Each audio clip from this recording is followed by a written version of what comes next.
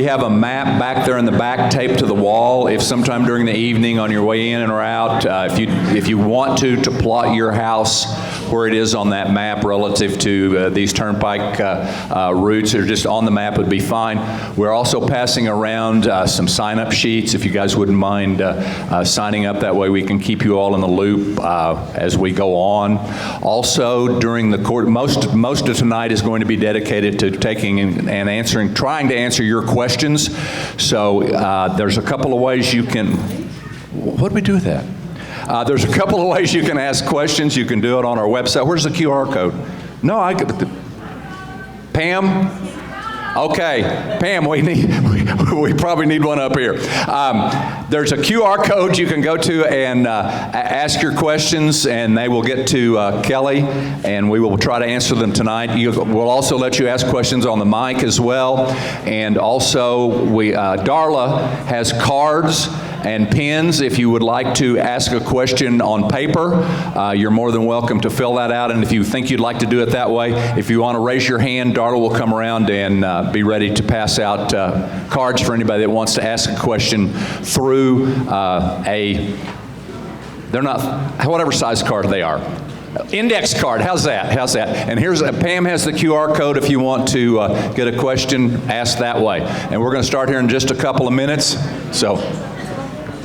QR codes will be posted on the walls. One's in the back and there's a couple on the side. They look like this. Please feel free to read them. Thank you. Oh, I'm sorry. I'll talk louder. First time I've ever been told I couldn't be heard. These QR codes look like this. There's one taped to the back wall. There's going to be a couple on each side wall. Please feel free to QR code it, read it, and do what it says when you get to the QR code. Thank you very much. All right, Pam, thank you. Also, you can go to pikeoffota.com/questions, and they will get to us this evening as well.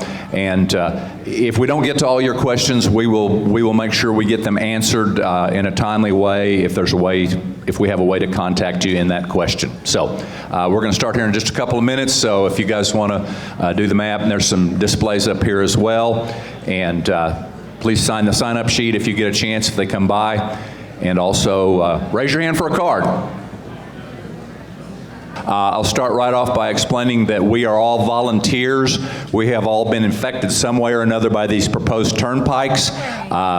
None of us are paid. We are in this fight because we believe in our stand against no more turnpikes, and because we have been possibly affected, some of us very directly, by these turnpikes. We want to share this evening with you all to give you the opportunity to ask questions. We will share with you what we know. We have had a lot of interaction with the Turnpike Authority, with their contractors that are proposing to build these turnpikes. We've had a lot of contact with legislators. We've been working hard at the Capitol trying to get some bills passed. We'll talk about that a little bit as we go on. I want to share with you, I know a lot of you have been up here looking, and I'm glad that you have. This is a map that shows 3 routes. This purple one here is the route that has been proposed initially. This was released in February of 2022. This is also the route, the southern extension, that recently, well, actually it was almost a year, it was a little over a year ago, in December of 22, the Bureau of Reclamation, which owns Lake Thunderbird, denied the Turnpike Authority the right to cross their fee title land. And I'm going to show you on another map. This is the map from the denial from the Bureau of Reclamation. Their fee title land is in these black areas. They also have easement land that is surrounding their fee title land as well. They have denied them the access to cross their fee title land. That means that they're going to have to move the southern extension. The best we understand it, and based on what the director of the Oklahoma Turnpike Authority announced last Tuesday at a week ago Tuesday, at their monthly board meeting, is that, well, actually, when he announced it, he did not say that it was going to go west. He just left it hanging in the air. However, in the information that they released to their stakeholders, and also to the legislators that are involved, they did say they were planning to go west. I understand from talking with some people that are in the know, all options are on the table at this point. They do not have a set route at this time. The lines that we've drawn, this was generated by a professional engineer that has been in the transportation industry most of his adult career. These are speculations of where the route may go. His experience in working with road building and bridge building, generally, this is where he thinks they would likely start to first look. There's a lot of other factors involved. I know the Norman AIM group is working on things as well, and we believe that they're working with knowledge from the Turnpike Authority. And so I'm going to tell you right now, we do not know where these routes are going to go. This is just speculation on our part based on our tireless research and involvement with these parties, that it's likely to go between 48th and 72nd. In order to avoid the fee title land, it will have to go further west of 72nd. And you can see on the map, and you're welcome to come look at these, the Bureau map especially, and to see where your properties are. Again, we do not know. I have been in contact with the engineering firms that are designing these routes, and they told me they do not know. They're starting from scratch. They're starting from the very beginning, and actually they said they would like input. So there's the number on the PIKE. I know, trust me. Trust me, we've been giving them lots and lots of input. And part of the reason they want that input is because they failed to get that input the first time around. And Tassie's going to tell you a little bit about things that we've accomplished. One of them includes a lawsuit and some other things that we have generated. And then Amy's going to come up and tell you about where we plan to go and what we plan to do, and to keep you guys informed. So, what am I missing? Okay, so they told me, in fact, I just talked to one of their engineers this afternoon. He told me that they are going to start the process all over again. They're going to hold meetings. They want to talk to stakeholders, and unfortunately, they don't think any of us in this room are stakeholders, which kind of irritates me because who is it, Dave? Chamber of Commerce. AIM committee. The AIM committee, a number of organizations that are not us, the people that live out here, that are going to be affected. The mayor. Well, yeah, mayor, city council, they have not been. Anyway, so let me turn things over. Question? Yes, sir. Do we know how far west the fee title lands extend? Yes, it's on this map. The fee title lands on Lake Thunderbird. Just on the southern end, they don't quite go to 72nd. On the northern end up here, they go just barely past 72nd towards the west. So it's not disputed, it is denied. They have been denied access to cross over the fee title land. And if they go over the easement land, there are certain requirements they will have to fulfill. They basically cannot change the water flow into the lake in any way, shape, or form. So, okay. Yes, Richard. Hang on. Thank you. Stan Ward was very suspicious you can send it to me, but I probably already have it. Probable efforts by the big engineering firms and all the companies that derive such a huge benefit through crony capitalism.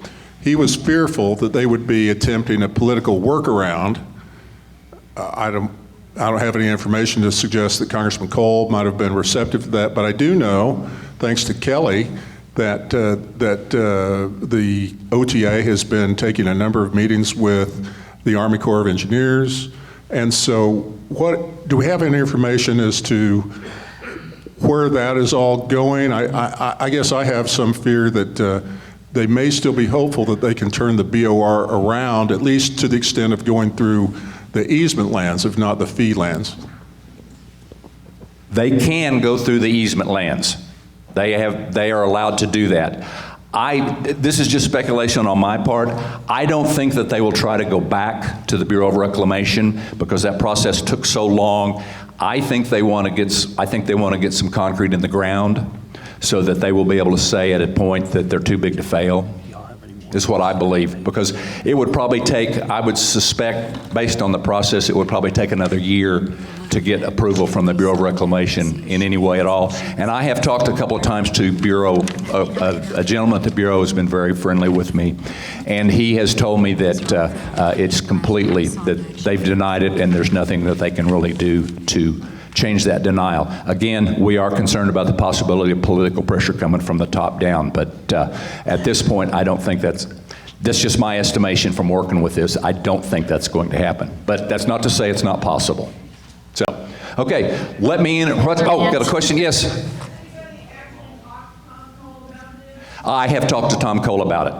And I haven't talked specifically, but his brother owns property out around Tecumseh and 96, so he knows from a family perspective what's going on with it. But I'd like to take the opportunity for Tassie Hirschfeld to come up and share with you some of the accomplishments that our organizations have attained during this process that we've been fighting these turnpikes. Thank you, Randy. Thanks everybody for coming out. I mean, part of me is like my heart is warm when I look out and I see so many familiar faces, but then I'm like, we're 3 years into this. Like, why are we still having to do this? It's frustrating. It absolutely is. But for those of you who are new to this and who don't know me, I live at 84th and Cedar Lane. And I worked with Stan Ward on the open meetings case. I was the lead plaintiff, and I worked doing a lot of research for him, along with Richard and Alexi. And through that experience, just really feel like I have some insight into the, I'll use the word like shenanigans of the Turnpike Authority, but also some words of wisdom from Stan that I feel like it's wise to revisit. Like, I found Stan to be one of the most erudite, thoughtful, kind, and intelligent, savvy attorneys, one of the most remarkable people I've ever had a chance to meet. And if you attended the July 2022 meeting downtown, you would have heard Stan get up and give a really moving presentation. And I have, I don't want to use the word like stolen. I'm borrowing some of that language to remind myself, because that message, I think, still resonates. But for those of you who didn't hear it, who are here for the first time, I think it also will speak to you. So when Stan got up at that meeting, the first thing he said in his own way was, we're in a college town, so we're going to have a pop quiz. And then he said, our pop quiz is this. What do these three things have in common? 9/11, Pearl Harbor, and the Oklahoma Turnpike Authority. Sneak attacks, right? And then he said, we're all here because we're being victimized by a sneak attack. And some of us were victimized in February 2022, and some of you, you're just feeling this for the first time, and you're still in that state of shock and disbelief, and like, this is not supposed to happen in this country. Welcome to our world. We're happy to have you.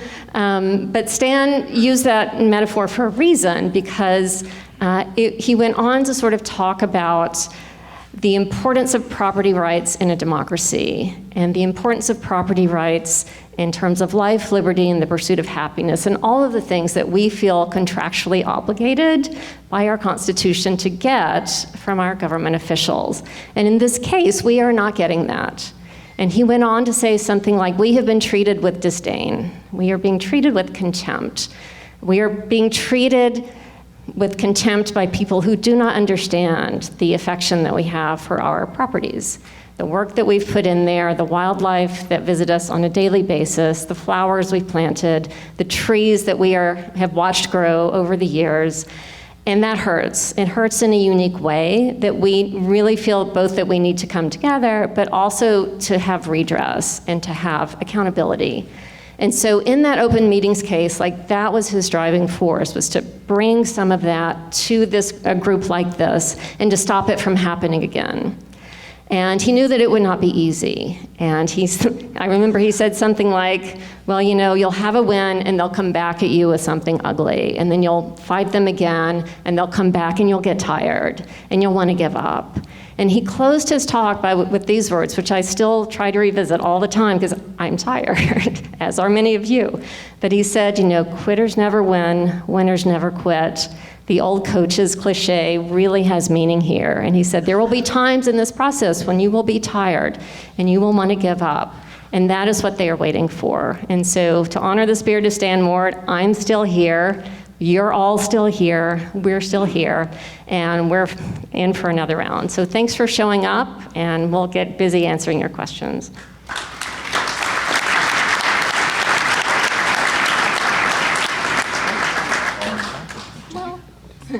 We also have a lot of accomplishments.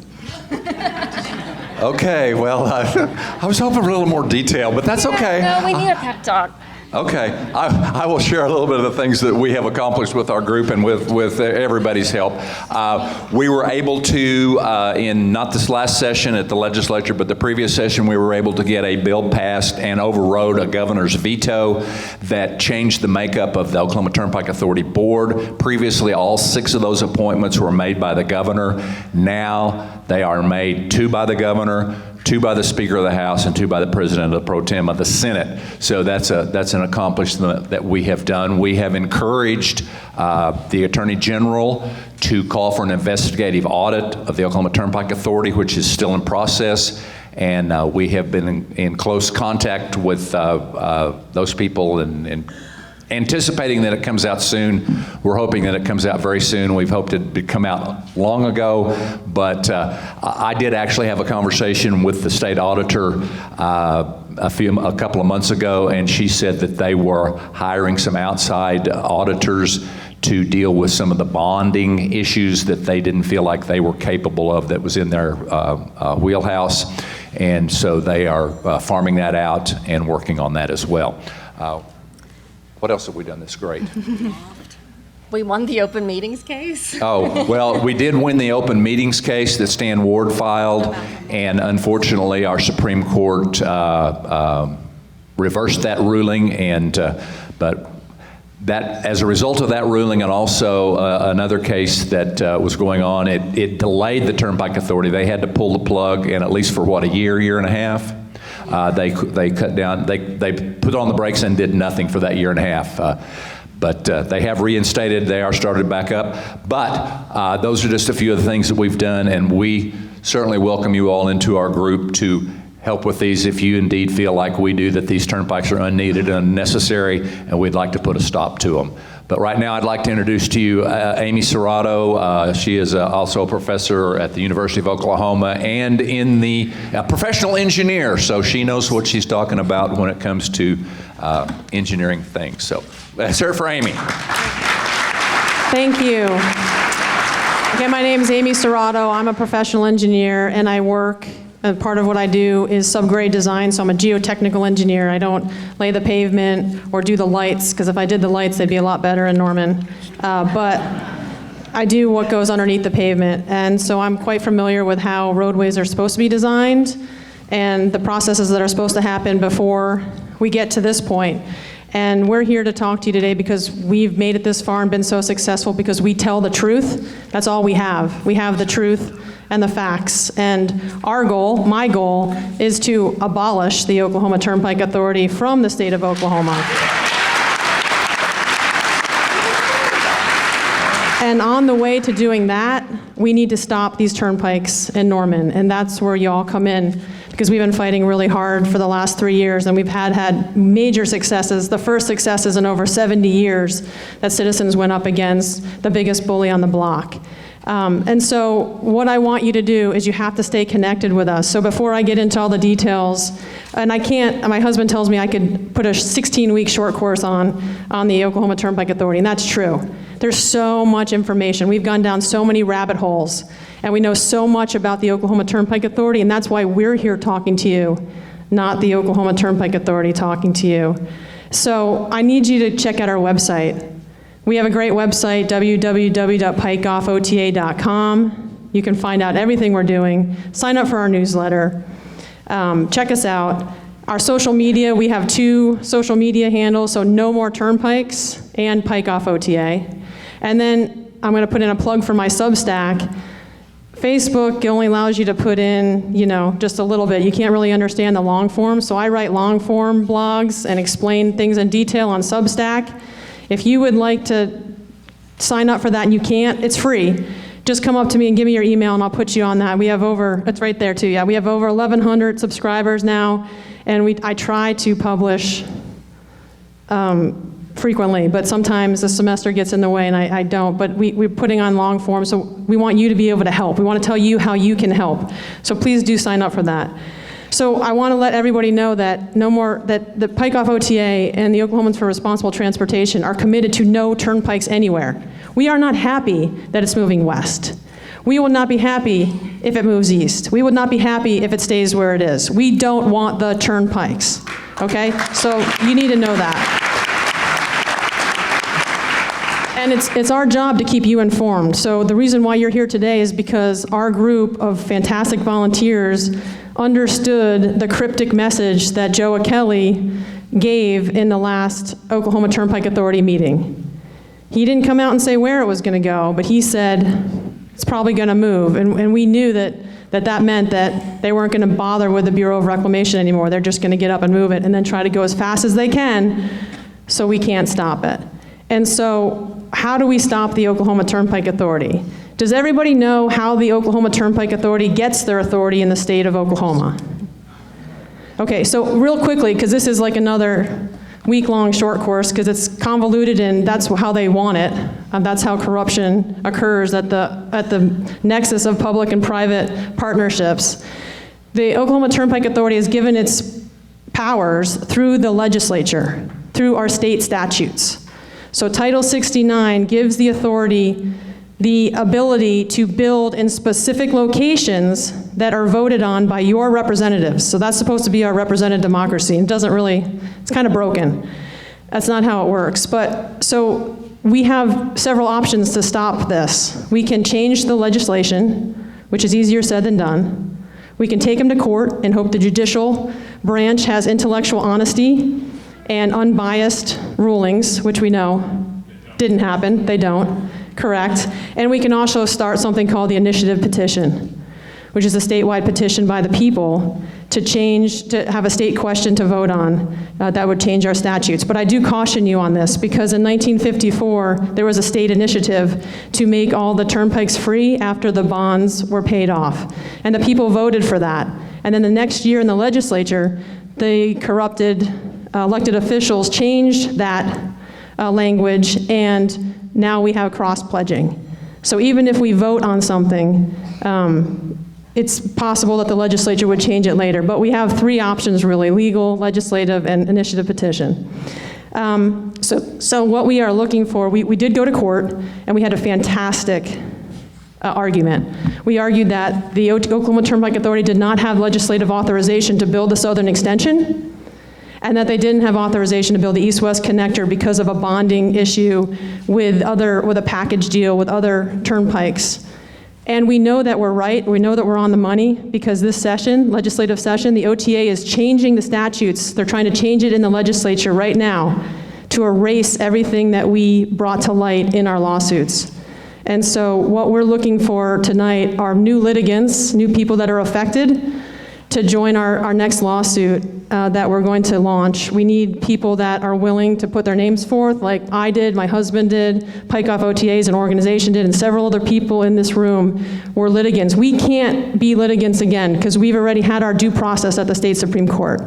We need new people to come forward and be willing to take the ride with us again through the courts, possibly state, maybe federal. And so if you want more information about that, please come give your name to one of these ladies in the front, and we'll have our lawyers reach out to you.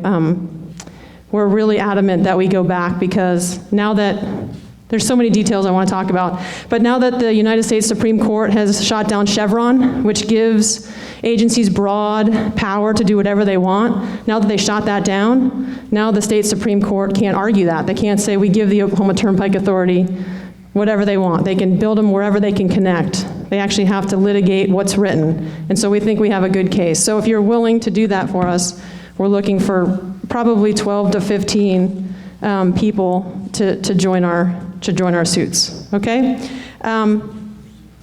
So I'm going to answer some questions that you all had. And there was several themes. And so some of the themes were, why doesn't the Oklahoma Turnpike Authority put this turnpike to the east of the lake, out of the watershed? Remember that we don't want it anywhere, but I'm going to give you the reason why they're not going to move it there, because the tribal lands. So they tried that in the 90s. The tribes came out hard, and they also came out a couple months ago in a couple news reports that you can read about that they don't want the turnpike and they don't want them to take their people's land, and they have their sovereign nation, and that sovereign nation trumps the sovereign state powers of eminent domain. So an engineer wants to build longer roads, it's more money. They can engineer I'm a civil engineer. We love building difficult things. We love bragging about how we can build longest bridges, highest bridges. We can do it. We can build it, but should you? And that's the ethics. So they would love to build 12 more miles, but that's just not, that's why they're not going east. Why don't they widen Peebly Road? That's not a turnpike road, that's a state road, so state would have to have the money to widen that. Why don't they widen 48th? The county would have to pay for that. And the turnpike needs money. So it's a Ponzi scheme. They need to keep buying bonds and everything like that. The turnpikes, repeat after me, the turnpikes have nothing to do with transportation. Okay? They have nothing to do with transportation. I'm a civil engineer. It took me 6 months to wrap my head around the fact. I was arguing all these, you can't go through this watershed, you can't go through this environmental sensitive area, you can't do this to my water, you can't build a 7,000-foot bridge, you shouldn't do this cut and fill. And they're like, well, sure we can, because they just need the money, and in an urban turnpike, they'll generate more revenue than they would, say, if they built another H.E. Bailey or an Indian Nation turnpike. So that's why they're building economic development, real estate development, and revenue. Okay, some other questions. So somebody asked about how wide is the turnpike. So the turnpikes are about 800 to 1,000 foot wide, including the lanes and the center and the right-of-way. And they buy right-of-way, and they buy too much right-of-way so they can sell it to the developer friends afterwards for pennies on the dollar for development. So you should not be talking to the OTA right now, hey, can you buy my land? Okay, let me tell you why. In the Kickapoo Turnpike, out of 104 properties, 44 people took them to court. Of the settlements versus what they were first offered, the OTA offered half of what they ended up getting after settlements in court. Some people that got to jury was over 600% more. But you have to be willing to wait 4 or 5 years to do that. So the Oklahoma Turnpike Authority does not negotiate in good faith. We can get into a whole discussion on fair market value versus replacement value, but I will save you that nonsense until later, because right now our focus is on stopping the turnpikes. But please contact us if you've been contacted by the OTA or you're thinking about something. We can give you some good names to talk to and some good words of advice from what we've learned in 3 years. Houses can be left right on the edge of the right-of-ways. Have you ever driven down a highway and wondered why that person built their house right along the highway? They didn't build their house right along the highway. That highway came into their land. And so there's lots of detrimental effects to living next to a turnpike. In fact, within 2,500 feet on either side, you can have, the decibels are increased. You can hear it, you can feel it, you can smell it, you can see it. And so there's lots of health effects living next to that turnpike. So what we're doing in the legislature is working with the 1,500 feet buffer. Any abutting property can receive damages in an urban turnpike. We're trying to protect make our eminent domain laws better. But just so you know, the Turnpike Authority does not voluntarily put sound barriers up.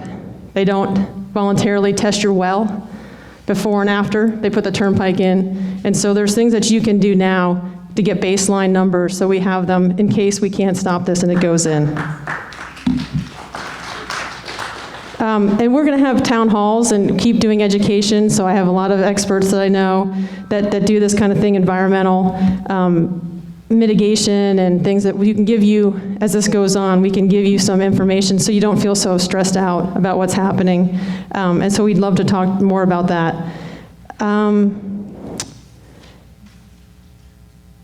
What I want to tell you is I know how you're feeling because I felt that way back in February, and I still feel that way. In fact, I was stressed out all week because I know how you feel, and that was just the most awful feeling when the government can come take your house for a project that is not justified by traffic studies, not justified by revenue studies, not justified in an environmental standpoint and from a human standpoint. And so I know there's lots of other people that want to ask questions and talk to you, but I'm going to leave it at this. We are going to work so hard to stop these turnpikes, but we need everybody in the community to do something. Choose one thing that you want to do. If you can donate money for our legal expenses, if you can join our lawsuit, do it. If you can come and help us with your expertise and time, we need graphic designers, we need event planners, we need everybody. If you're into spreadsheets and you like, I know there's some people here that have helped me with financial things and understanding bonds and writing professional letters and technical information. We need it all. And even if you can give 1 hour a week or 1 hour a month, we need you to be involved. And so if you would like to be number one on the lawsuit, come and to give us your information. If you would like to volunteer with us, please give us your information. If you have any questions, we're going to stay here as long as we need to answer them all. And we're going to put a frequently asked questions up on our website. And I want to say that we empathize with you and we feel what you're feeling. And the ultimate goal for us is to not have our children ever have to deal with this, and our grandchildren ever have to deal with this ever again. And so we need to keep the momentum up because, again, they're running scared, and we have the will to stop them. We just have to keep going. Thank you. All right.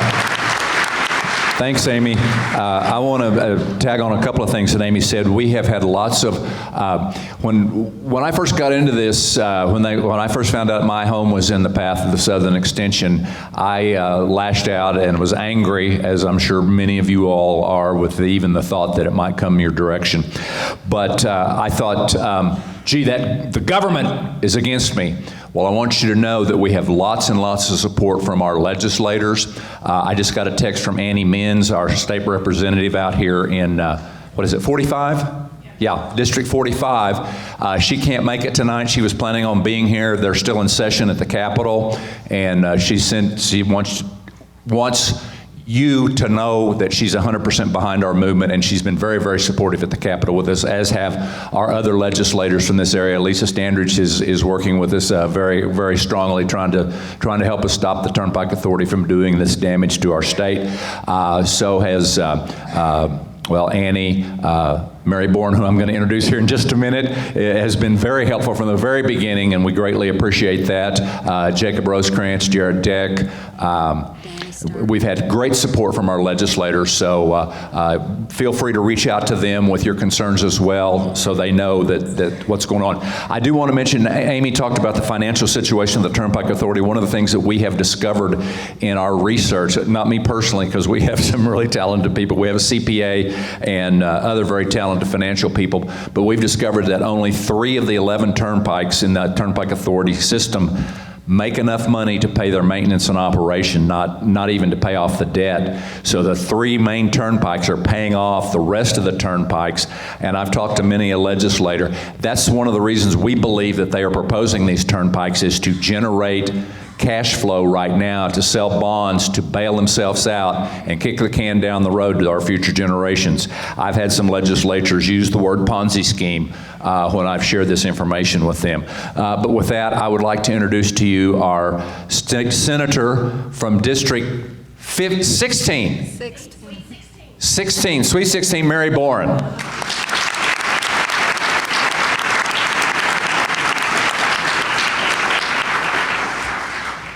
Wow, it's such an honor to see you all here. I live in Royal Oaks. My kids went through school here. I've sat as a parent out here, I don't know how many, Miss Edder's here. I've sat here watching my kids and bringing cupcakes up here. And now we're here for you all to work together to save your homes. And I just hate that. I hate that we have to come to do this. But it does feel good to know that we're not alone and that we're not wrong, that you are right to be here. And that's the thing that aggravates me the most about this is how naughty they make people feel about trying to save their freaking homes. And that's jacked up.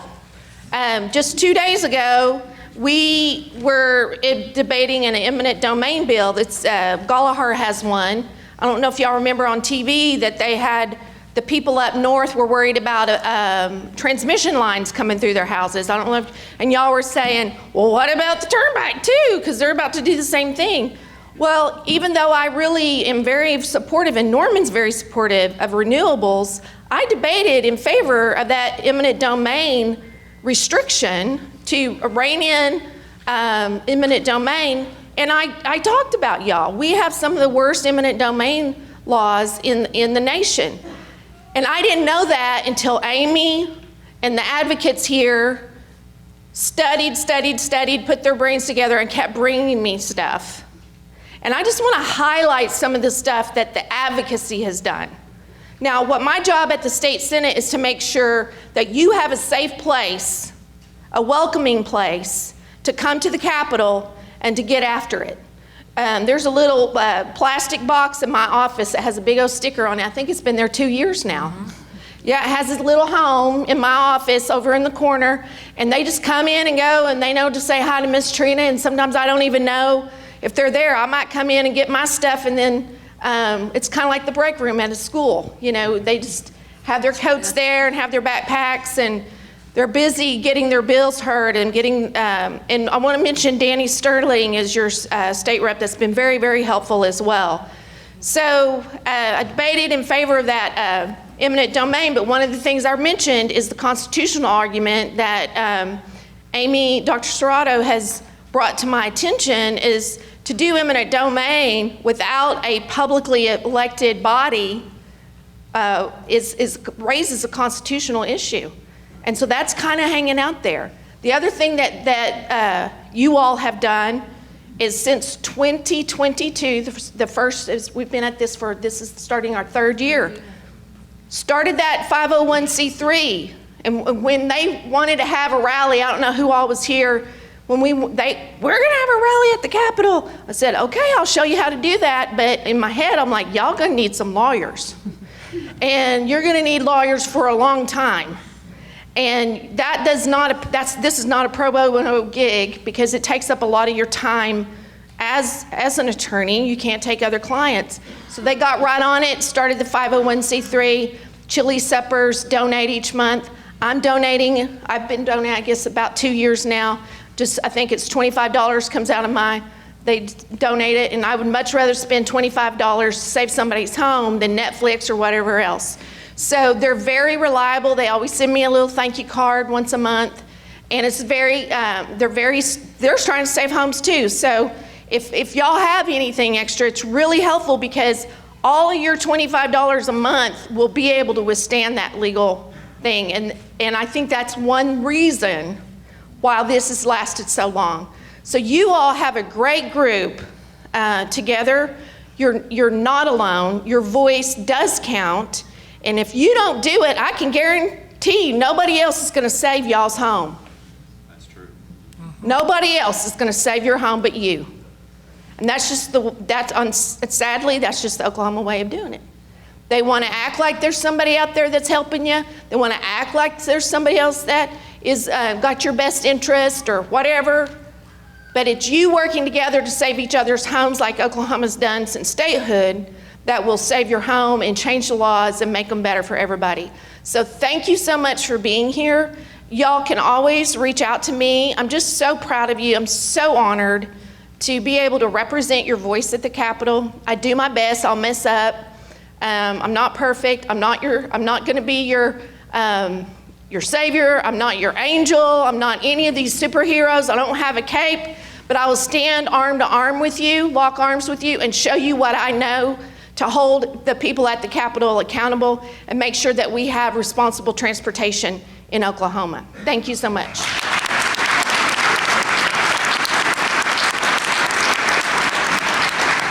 All right. Mary, thank you for mentioning Danny Sterling as well. I failed to mention him earlier. Danny has been working very, very hard with us on, and in fact, he was the author of the bill that we got through a couple of sessions ago that changed the makeup of the Turnpike Authority. Unfortunately, that's not really going to have much of an effect until 2028, I believe. Is that correct? That's about right. Yeah, 2028, but it's a good start, and we're very proud of that.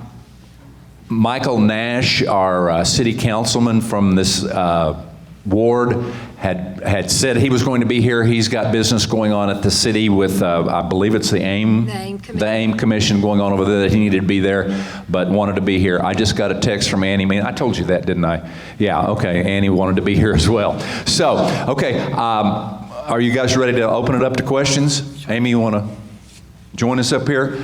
So, I will be glad to hand you the mic, and you can ask questions. This was the first hand, and then I'll come back to you, okay? Or if you want to write, you don't want to talk, wave your hand and I'll get you a card. My name is John McKay, and I've been fighting this for about 3 years now. The way they had it planned, if I drove out my gate, I was going to drive on to the new OTA, and probably have to pay to get on. So my question is for the elected representatives. The #1 state in the United States with tollways is Florida. The #2 state in the United States with tollways is the state of Oklahoma. When you compare other states in the United States in geographical size equivalent that don't have any tollways, their economy far surpasses Oklahoma. Far surpasses Oklahoma. So the question is, wouldn't elected representatives in the city of Oklahoma that we send up there scratch their heads and go, why are we spending this money? Because it's not going to improve our economy. Mary, grab one of those mics. Here, maybe There we go. Okay, I think that's that indicator of the toll roads is an indicator of an exploitive economic system. So if you have a climate that's favorable to turnpikes, then it's helping bondholders outside of your state, a lack of willingness to raise revenue for roads in other ways through, gas tax or other kinds of taxes. And because bondholders make money on building that road, and you don't have a bunch of people that are upset about raising revenue for roads, which other states do. So really what it does, it puts an incentive in the bond buyer's interest that it benefits them to build roads this way, which is a very upside down way to do it. And then you have the Ponzi scheme and other things that come on. So it can be good. Toll roads can be good, but if they're overused, like we've seen, and they're established under the climate of Gene Stipe, which Gene Stipe is the architect of this. And if y'all don't know who Gene Stipe is, go Wikipedia that. And you're gonna learn a lot. And you probably need to get your it's PG-17, y'all. It's not the nicest story.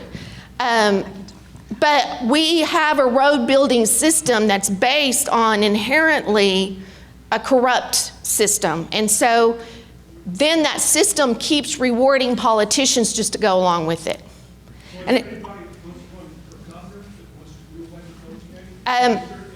that's a good question, and that's one of the things that they politically follow and have in town halls when those are running for governor to ask that. And that's a good question for you all to ask. I think Tassie has a really good answer to that as well. Which part? I would tell you, historically, one of the reasons we have so much overbuilding is, again, the legacy of Gene Stipe, who, if you're not familiar, was under federal investigation from 1968 until he was finally convicted in 2005. He was just a very sly criminal. And so he did set this machine in motion, and I'm disturbed that his conviction did not lead to a serious reevaluation of the wisdom of perpetuating this overbuilding of toll roads. Now, there are some legislative things that we could do and are trying to do that would sort of put a wrench in this. And one of them is simply to put control of toll increases in the hands of the legislature so that you have someone you can call when this happens, when you get a 20% toll increase, to be like, I'm not okay with this, I'm going to vote you out. Because right now, that isn't the case. So they have no limits on how high they can raise tolls, and that means they can borrow as much money as they want, because banks are like, there's no limit to how much they can get from drivers, so we'll give them as much money as they want to fund new construction. So again, it's a perverse system of perverse incentives that cheats citizens at every level, and then hopefully one or more of our legislative initiatives, we can get a little more responsibility in the system. All right, Tessie, thank you. And I will add in that I think one of the reasons that we have term limits in the state of Oklahoma is solely because of Gene Stipe. So you have the next question. What I wonder is, has there been any issues or concerns with safety with the highway coming across our, north-south across our property? Fire, ambulance, police. If there's going to be limited access, is that going to affect our safety? Or, you know, like maybe we have a fire in the area. Can the fire trucks get to where we need to be? And then also, kind of leading back to your statement earlier on what different states are doing, is there big differences in how they handle the Turnpike Association versus how we are, and can we learn from that? Well, I think one of the answers to that question, if you just look at the state of Pennsylvania and the mass corruption that occurred in their turnpike system, can one of you guys address that a little more? Pennsylvania is my go-to peer comparison because they also have the same perverse incentives. The legislature does not control toll increases. Their Turnpike Authority does. They're not overbuilding, but what they're doing is they're over-borrowing. So it costs over $100 to drive across the state of Pennsylvania on their toll road. And then those rates are going up at an unsustainable rate, but rather than do the responsible thing, their legislature is criminalizing non-payment of tolls. So obviously that's not a direction that we want to go. We still have time to turn this around before it gets there. And so again, legislation, popular pressure, make your voice heard, and hopefully we can get something done. And in terms of your question about landlocking people, so if you've ever driven on the Kickapoo that has no cars on it all day, so you know that it goes over the county roads, okay? And then some of the county roads will go over. So if they build the north-south, they will be the county roads like Lindsay, Alameda, Robinson, whatever those roads are, they will go underneath the turnpike. But the problem becomes if you have land on both sides. You're a farmer, there's lots of problems in the Kickapoo with the farming. They can't get from one side of the turnpike to the other side of the turnpike. And they ask the turnpike to buy the land. Sometimes the turnpike says yes, sometimes they say no. But there's an access problem on that, especially if you're going to live midsection, like you live between, say, Alameda and Lindsay, right off of 48th, and they put the turnpike through. Now you're going to have to go north and south to get out. You can't come out on 48th. And so I will tell you that I'm going to say this in a non-biased way. The Oklahoma Turnpike Authority does not take care of the citizens because no one has forced them to in 70 years. And it's our job to make sure that if our state can't get better eminent domain practices in the next 2 or 3 years, that we make sure that the citizens are taken care of, and we can do that in a number of ways. But the question is, the access is a problem. Okay, go ahead. Yes, when this first started, I went on the EPA website 3 years ago and put in my little creek feeds Little River, okay? And Norman, for 10 years, has wanted to put limits on how much I can cut along the banks. I understand that's cool. So about 6 weeks later, I get a call from the state EPA The young lady from there said, you don't have to worry, there's no problems, this is going to be fine, there aren't going to be any environmental problems. And I asked her specifically, I said, how many people on the State Turnpike Commission are involved with companies that make money off of turnpikes? And she insisted several times, no one on that commission makes a dime from any of the turnpikes. Okay, so my real question is, you mentioned Gentner Drummond. Are any of the other people running for governor an option to bring on board that might be accessible to what we are looking for? So I'll answer this real fast. Anybody that's run for governor in the state of Oklahoma that's come out against the OTA has lost. They are the transportation cabal. They are multi-billion-dollar industries of lawyers, contractors, engineering consultants, financiers, and I mean, everybody's got their hand out. And you know, some of the people in our state legislature as well with the PACs. So Gentner Drummond might totally agree that we have the legal right and the OTA is in the legal wrong, but it would be political suicide for him to come out against the Oklahoma Turnpike Authority. Your second, environmental. This drives me crazy as a civil engineer. The Oklahoma Turnpike Authority is not required to do any environmental studies. The Oklahoma Department of Environmental Quality has the power from the Environmental Protection Agency, but you can't, this is a long story too. They can give a notice of violation to the Turnpike Authority, but they can't charge them any money. They just slap the hand. They can put their sewage into the rivers. They can do whatever they want, and because our state laws are so lax, and the enforcement of those laws is lax. So it's our job. We're trying to force them to do an environmental study across the Canadian River, but the Corps of Engineers seems to be giving them a pass. I don't know if anyone read my Substack on that, but Kelly found a whole bunch of information, and we started asking questions and realized that they were getting a pass on the environmental. Now the city of Dorman has the power, the permitting power, to stop them on the environmental, make them do environmental studies, but because no one in 70 years has forced them, they just don't do it. They reverse engineer anything. They put a line on a map and say they're gonna go here because that's where their real estate buddies want them to go. And then they don't even figure out how many houses they're gonna take, if it's feasible, if there's any historical markers, if there's any schools, you know.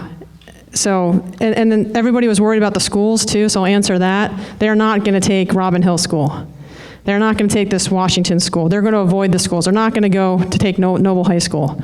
They will avoid the schools. So what they'll have to do is go slightly east of Robin Hill and come down, because Washington's on the west side of 48th, Noble's on the west side of 48th, so they're not going to take any schools.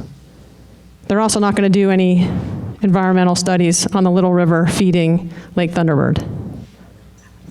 I'm going to add a short postscript regarding the governor's race. Some of you may remember Governor Frank Keating, who actually made it a campaign promise, like, we have too many turnpikes, we're not going to have any more. And then not long after he was elected and installed in office, he was like, you know what, we need some more turnpikes. And so even when somebody runs for office on a very popular platform of like, we have too many turnpikes, like the pressure that's put on them in office can change that around. So it's hard to know what you're getting with a governor candidate, even one that says the right things.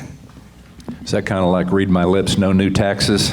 Yeah, and I just had one other thing to add to the environmental stuff. Sir, if you wouldn't mind coming up here at the end and giving us your information, I'd like to reach out to you and get some more. I don't remember her name. But You don't? Okay.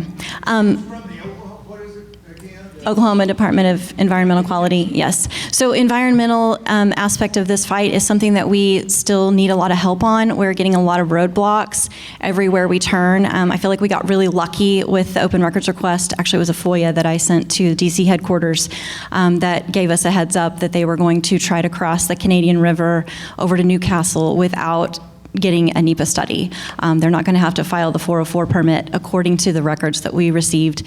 That could change, but we desperately need some help with anybody who has connections to the DEQ or Army Corps of Engineer. If you have any expertise in environmental studies or any connections to these higher level officials, if you would please reach out to us. We could definitely use your help in that area.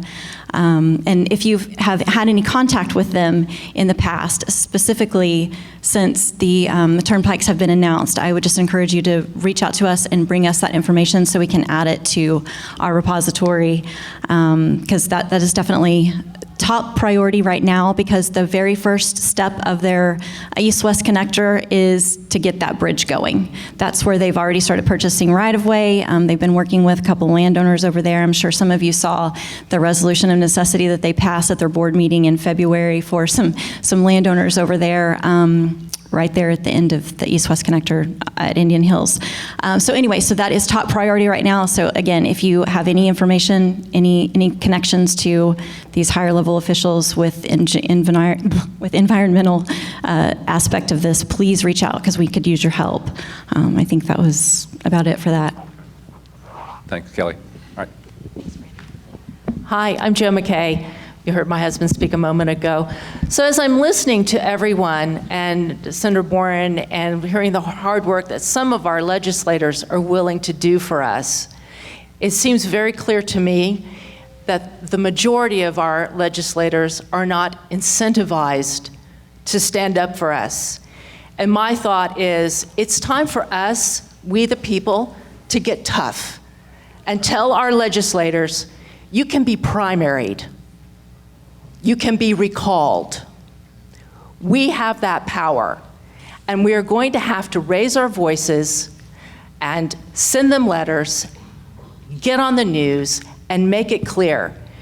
You cannot have this position forever if you do not properly represent your constituents. And I think we need to form a plan.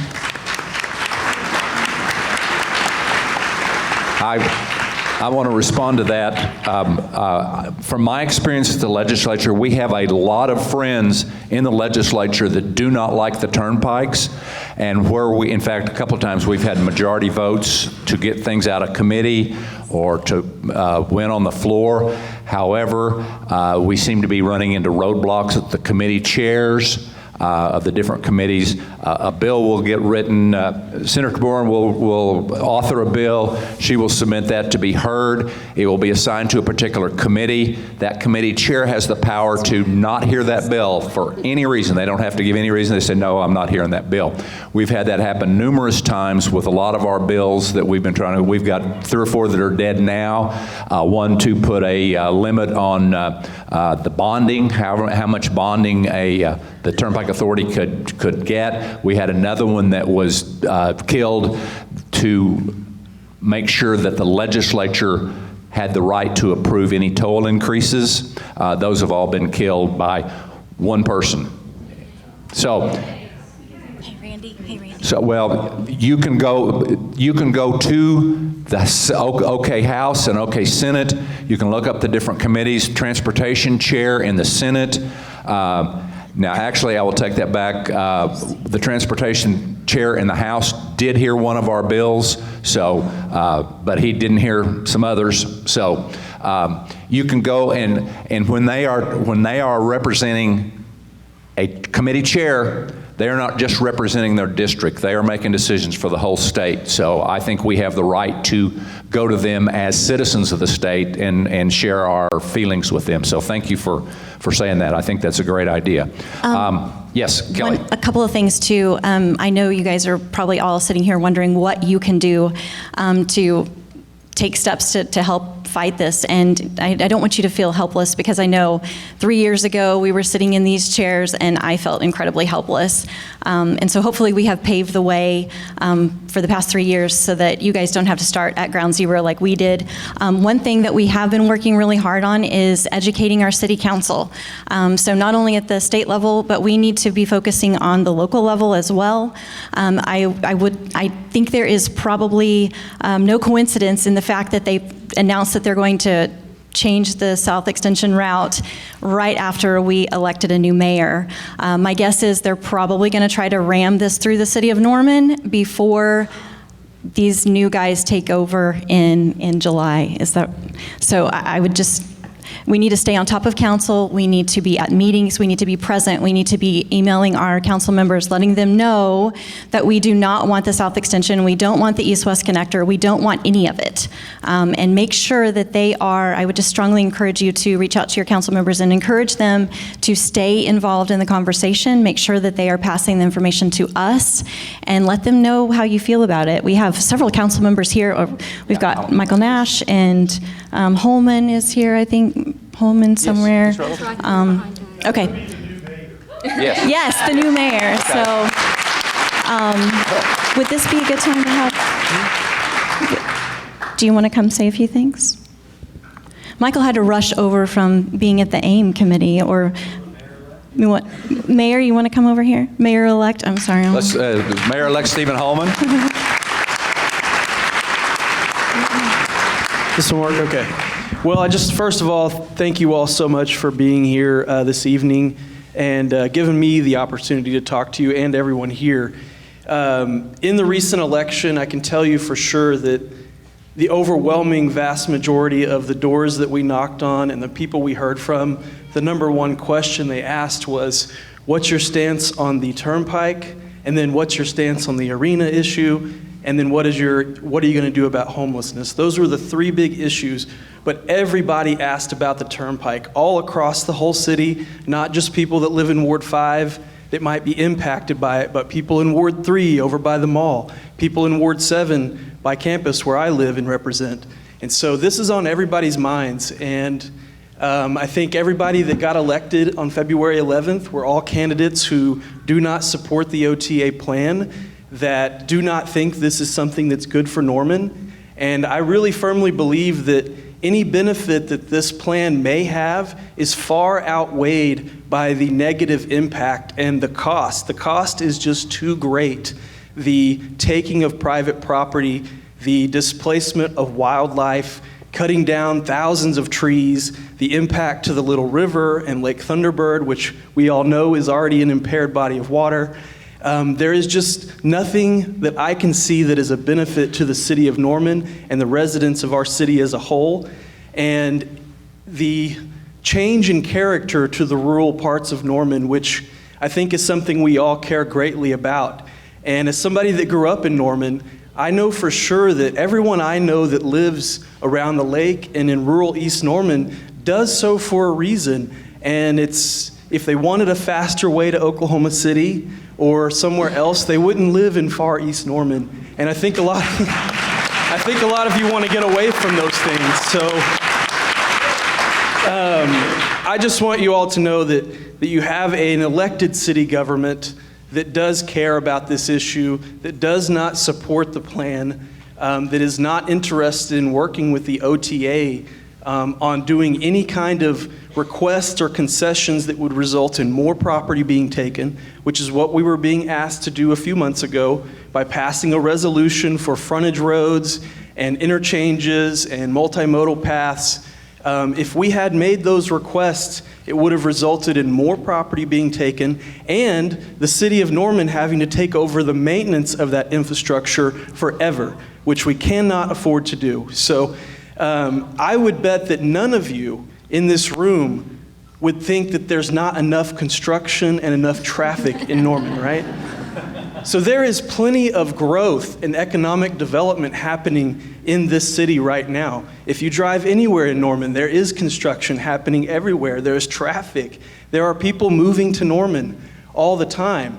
And so I don't buy the idea that this turnpike is necessary for economic development or that Norman needs this for the future. I don't think we need it. I think we need to continue to preserve our rural character and protect the Lake Thunderbird watershed. And as mayor, I plan to do everything that I possibly can to make sure that's what we do. So thank you all so much for having me here.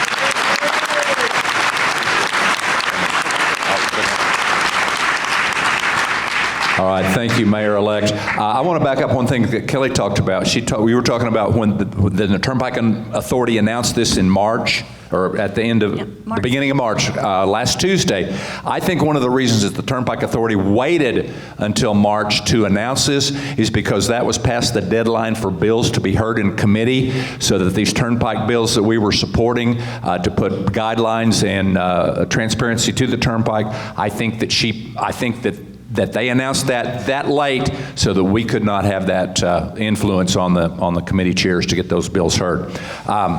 I would like to introduce our Ward 5 councilman. Michael Nash has a few words to say as well.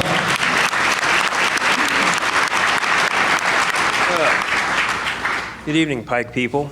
So I'm Michael Nash, your council member for the next 2.5 years. And so I don't have a whole lot to add. Just going to say a few things about what it is that the council can do, and then what can we do collectively as a community in this kind of situation. As a council, we don't have a lot of control, but what we can do is we can educate ourselves on what the various tactics are that the OTA employs, so that when things like the resolution come up, we know what the right answer is to it. And that's bound to come up again if they are pursuing the south extension. Interchanges at Alameda, which the Bureau of Reclamation has already made comments on it being hazardous and dangerous for its overuse, and interchange at Etowah. Those are things that Norman doesn't need, doesn't want. And it's, at the end of the day, it's our city, it's our town. We need to all combat this narrative that we're just the vocal minority that opposes the Turnpike, because that's what's been spread around the council since I've come back on it. That's what our soon-to-be former mayor has been pushing since I came back on the council, is that we're just the Pike people. We just talk a lot, we're loud. But we're actually, from what I've seen at the doors, from what I've heard from the community, actual engagement with the community, this is the majority. I haven't met more than 10 people that were adamantly for this Turnpike. Now, does that give us complete control? Well, our legislators have a fair amount of control. We all need to be emailing them on a daily basis, making sure that they don't forget about the Pike people who are faced with this just city disfiguring situation. Now, I just came back from the AIM committee. They just voted on the land use plan. And so there's one thing that you guys should be aware of with the land use plan. Now, I insisted yesterday that this big strip between 48th and 72nd, urban reserve, they say it's for preservation, to preserve the area, to reduce the density, to reduce the impact, and to keep development out of it. Yet they keep language in there that anticipates development. My simple argument was that if this is intended to preserve it, let's preserve it. Let's take out the language that anticipates its development. With the community? Well, they didn't want to do that. Short answer was no. Well, then this is just a Trojan horse. This is just this guise of preservation to sneak in so that there's a back door to get in. Well, Richard McCowan came up and explained their reasoning, that they had this discussion about it. And they were discussing, well, how are we going to develop it if we need to develop it? So you're sitting up there arguing with me that it's not a Trojan horse by describing your conversation where you guys are sitting there trying to think up workarounds to bake into it. Well, that's a problem. That's a problem that the AIM committee didn't listen to. And we need to be letting our council know, we need to be letting the planning commission know first, council member second, that that's unacceptable. That we are the majority in Norman. We represent the majority consensus that this is not what we want. We don't want 48th to 72nd to be the next 12th to 24th. That would be completely disruptive, not only to where we live, but to the watershed, that eliminates our water independence.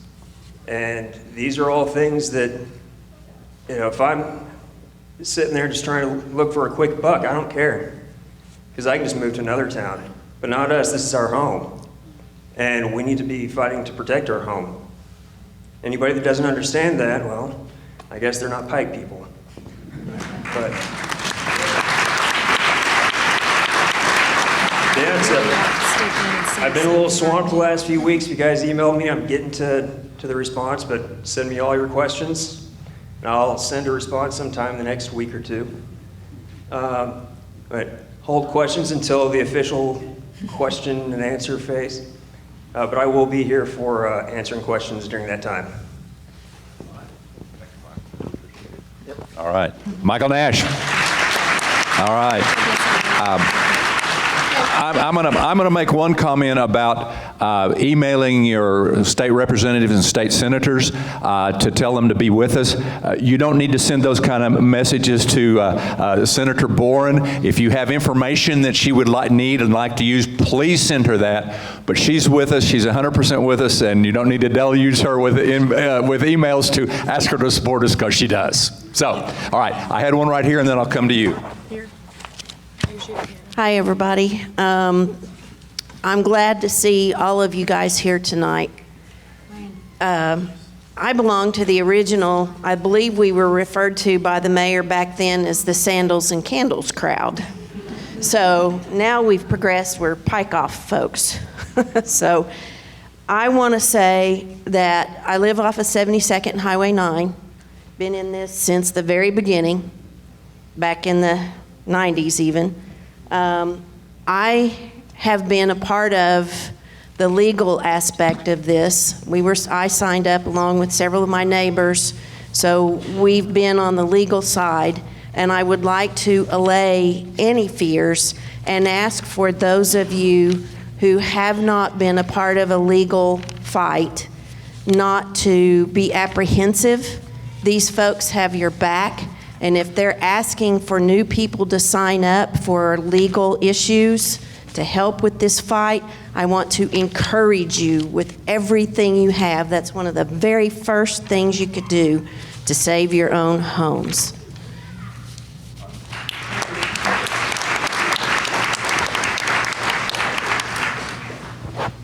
Hi there. I'm Candace Tessner. I live just south of 60th or I guess between 60th and 48th, just south of Franklin. I have two questions. Question one is, if they're going to move very quickly, and if the city has the ability to request these environmental impact studies, how quickly can we get those going? And who has to do that? Does that request have to come from a citizen? Thank you. Let me, where do I sign, right? The other question I have is, if they're coming, if we can't stop them, if they're coming back quickly, when do we anticipate having an idea of when they're going to be here? I can answer that question specifically. I spoke with the engineers today that are doing the Southern Extension process. They said they are going to start having meetings, town hall meetings, meeting with citizens and stakeholders. And again, they consider the Chamber of Commerce a stakeholder, but not us. And they anticipate just roughly that they probably will not know anything specifically for probably a year from this summer. So I know that's not comforting, but that's what we know. Amy, you had a comment.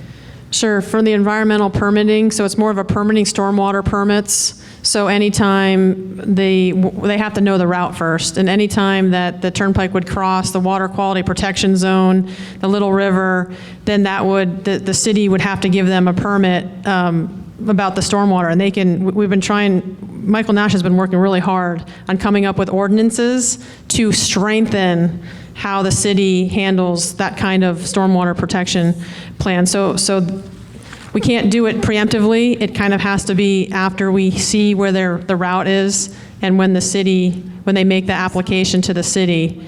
But we're working with Michael to get those ordinances in place by the time this happens so that we have that second leg. And then how quickly do they move? So we've been able to stall them for 3 years and to give the people a chance to understand. The Kickapoo people were not so fortunate. So they would get a letter that's saying the Turnpike Authority wanted to buy their land, and then they have 30 days to make a negotiated, say yes or no to that. Then if they said no, then the commissioners, they send 3 people out to appraise their land. They have 30 days whether they're going to accept that. And then if they say yes or no, they have 30 days to vacate. So they could have been out. There were some homeowners that had to be out 90 days. Don't let that scare you.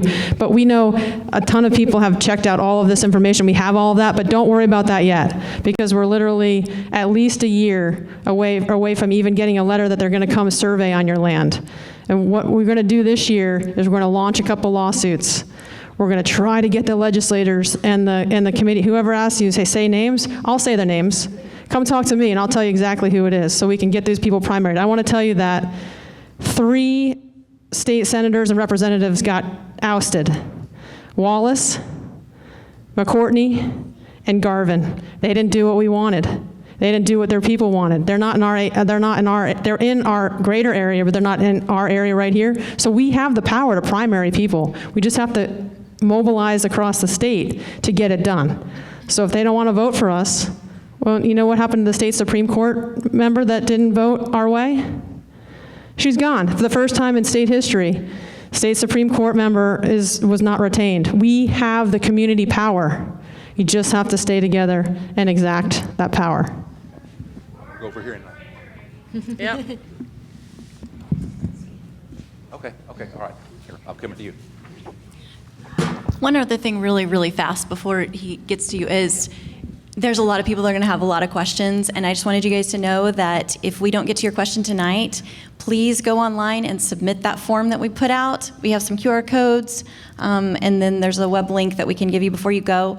And just go ahead and continue to submit those. And we're going to try to answer every single one of them and post them on our website so that your feedback does not go into a black hole like it does at the OTA, because that's what happened to us 3 years ago.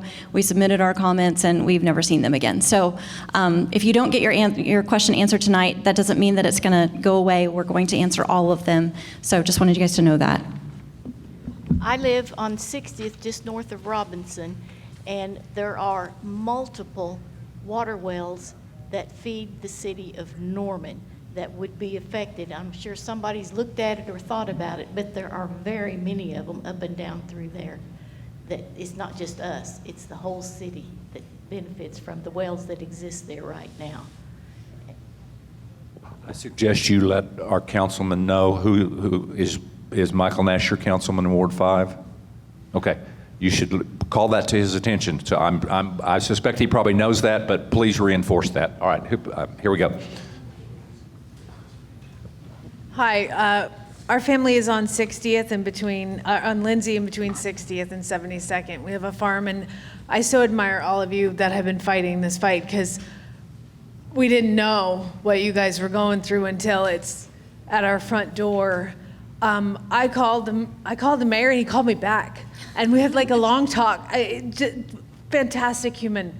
What I want to know is I've been seeing on the Facebook page about people coming to knock on your door that want to survey your land and they want to come and look around. What do we say to that? What do we do? Do not enter. So we have state statutes, and so I've got a Substack about it, and we have lots of signs that we had made up that you put on your fences, and so we can talk to Rob Norman a lot about this, but we have state statutes that say no one can enter your property. And Title 69, the Oklahoma Turnpike Authority state statute, is supposed to be, it says right in the first part, this is supplemental to the state. So the state laws usurp the turnpike laws. It's never been adjudicated in court, okay? That's what our job is. So if you have a problem, if they're coming on your property, then that's where PIKE and the Oklahomans for Responsible Transportation come in and make them follow the law. Like, why do we have laws if they're not going to be enforced? In the state of Oklahoma, I feel like it's still the wild, wild west. No one follows the laws. Well, we follow the laws, but the people with a whole bunch of billions of dollars never follow the laws. So you put our signs up and you don't let them on. You don't have to. And a short postscript. as the mic's moving. Like, this is how we derail the sneak attack, because they count on homeowners feeling vulnerable and confused, and they will push, even though you may have legal rights that you don't know about. So stay tuned, ask us, and listen to our fabulous attorney. Okay. They have signs that say no surveyors, no engineers, cites the specific statute. Well, actually, you could probably do it, not the county assessor. That's surveyors and engineers, not the county assessor. This is about when the OTA is going to, at some point, like they're doing on the East-West Connector right now, they come out with surveyors and engineers and all kinds of folks to do testing. There is a statute that speaks to more specifically than the OTA statute that says a landowner can prohibit surveyors and engineers from coming onto their property. It would actually apply for more context than the OTA. It's never been adjudicated in court, but these folks have signs. Stand firm. If you don't want them to come onto your land, there's a whole brewing thing going on, and eventually this is going to brew for you too. But just stand strong and start to say no. Don't let anyone tell you the way things are. Stand strong and say no. And that applies to a lot more than surveyors and engineers. And one other thing about the surveying, I actually went and spoke with Sheriff Amison about this and asked him, so when the Turnpike Authority comes to survey, the surveyors supposedly are bringing with them a highway patrolman. And again, like he said, you guys don't have to worry about this anytime soon. It's mostly the East-West Connector. We've learned a lot of things from that one.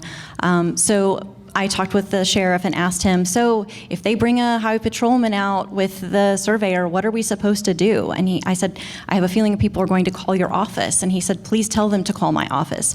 Because if you don't tell them that they can come on, then they can't. And that includes the highway patrol. I did not know that. So he basically said, I said, so are you telling me that if the highway patrolman comes to my house, I can tell him that he has to wait till you get here? And he said, yes. He said, and he will show up, someone from their department will show up, and he will say, what cause do you have to be here? And he should be able to say this and have some papers that say why he's there. So if that does happen to you and you've got surveyors coming on your land, even if they're escorted by the highway patrol, you are not powerless. You do not have to get permission for the surveyor or the highway patrol to come on your land, according to the sheriff. So anyway, just wanted you guys to know that as well. Thanks, Kelly. Senator Boren wants to say another word. Okay, so this whole project, this $15 billion, now $20 billion project, has estimates of time and expense. And the baseline has been about 1% to 2% have had to go through all the way through eminent domain. 98% of the people in all the Turnpike history signed over, agreed, negotiated out of court. So the time is a lot shorter if you all agree. And if the margin is 2% and you all collectively get into 15, 20, 30% saying no, like you've decided, the margin changes drastically and the timeline changes drastically. So that's one of the benefits for doing the things like, sorry, you can't survey my property. Something that was supposed to take them 30 minutes has now turned into 4 months.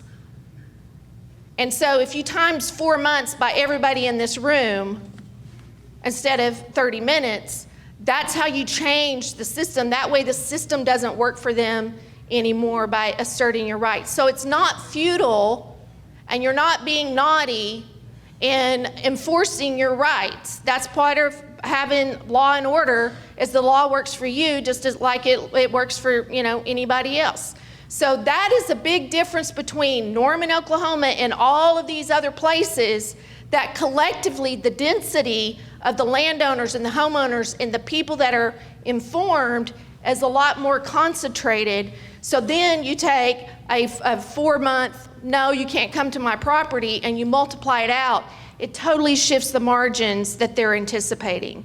So that's why staying at it, that's why 3 years of this has worked so much, is because the margins have changed over time. And as the margin changes, y'all learn more and you get better at defending your rights and you make posters and all this other stuff. So you are not doing a futile, wasted effort by standing your ground and enforcing your rights, because you're making that margin of cost more expensive for them, and that will be what stops it. When it's a pocketbook, Excel spreadsheet issue, it will stop. It will not be politicians. It will be people making the margin of return so expensive to do this that it's no longer worth it. And that's just the way the world works. So y'all hang in there. Thanks, Mary. And remember, the people that took the OTA to court got 106% on average higher than their first offer. And the people that waited 5-6 years, they got 600% of what they were offered. You know, so don't play with them. Just say no the whole way. All right. We've got 1 minute left. We're out of time. So I thank you all very much for coming. Pikeoffota.com. If anybody would like to make a contribution, we'd greatly appreciate it. There's a QR code up here. Come take pictures of these, but we do need to vacate the room. We had it till 8:30.